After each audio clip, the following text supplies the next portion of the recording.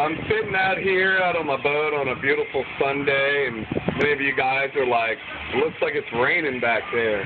How can you say it's a beautiful day? And, you know, just like in life and in business, we look at certain things as either a negative or a positive, and, you know, without the rain, you can't have the flowers. Without the hardships and the things that you go through, you can't have things that are beautiful and things that are good for you. For instance, if you wanted to get muscles and you want to build, you have to go through a certain amount of resistance. You have to go through certain stress to create those muscles. And with that being said, guys, it's the same way that life works. So it's just all a matter of how you look at it, how you decide to take those things to propel you where you want to go.